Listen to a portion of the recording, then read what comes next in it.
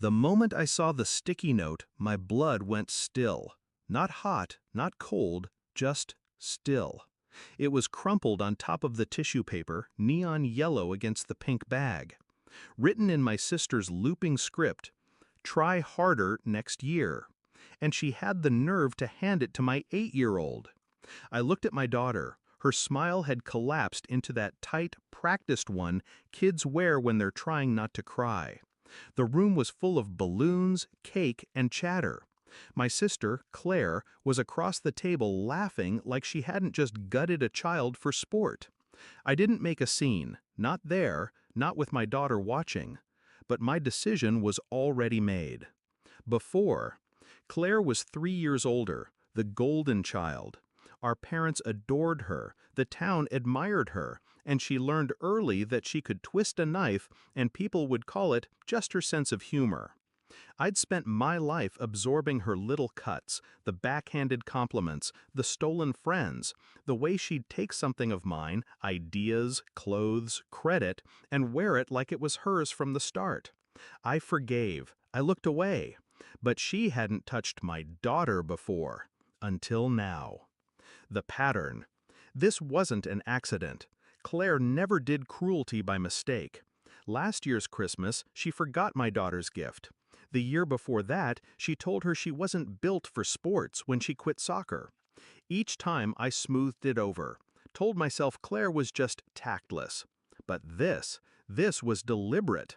She'd made the bag smaller, cheaper candy, a keychain from a gas station.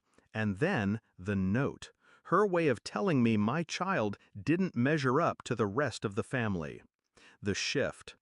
I didn't sleep that night. Instead, I sat at the kitchen table, staring at that sticky note. If I confronted her, she'd deny it, twist it into a joke, make me look oversensitive. I knew the cycle. I'd lived it. So I wouldn't confront her. I'd dismantle her, piece by piece, publicly, in a way she couldn't spin. The plan. Claire's reputation was her armor. She hosted charity brunches, posted inspirational quotes, and curated her image like a brand. Everyone thought she was generous, accomplished, a pillar of the community. So I decided to show them who she really was. Not by telling them, by letting her do it herself. Step 1, gather proof. Step 2, control the audience. Step 3, make sure she's the one who lights the match. The setup.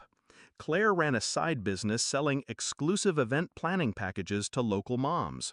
Overpriced, under-delivered, and, according to a few whispered complaints, full of corner cutting. I started collecting those whispers, receipts, screenshots, photos. Then I called her. Said I was organizing a surprise appreciation dinner in her honor. Told her I wanted to invite all her biggest supporters and show them the amazing work she does. She ate it up, offered to host it at her house. The night. Her living room was staged like a magazine spread. Candles, champagne, grazing boards.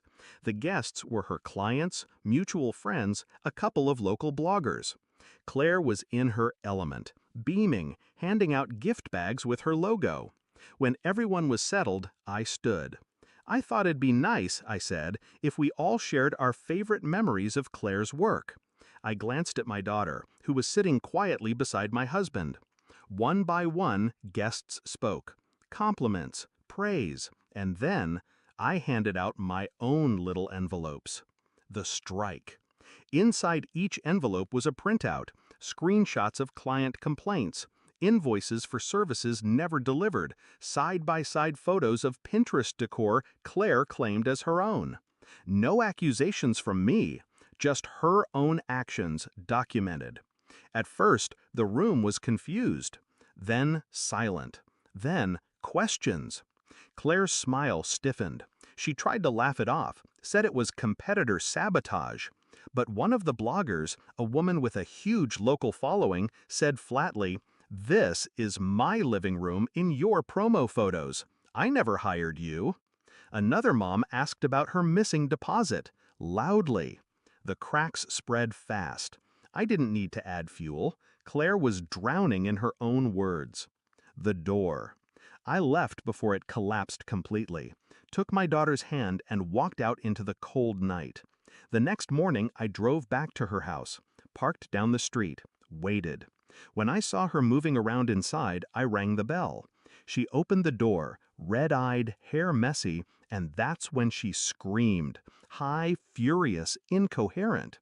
Because behind me, on her perfectly manicured lawn, were dozens of her gift bags, all of them returned by the guests overnight. Each one stuffed with the same sticky note: try harder next year. Aftermath. Within a week, her business page was gone. Sponsors pulled out. The charity board graciously accepted her resignation. Family tried to mediate, said I'd gone too far. I didn't respond. Because I hadn't just defended my daughter, I'd ended the pattern. People.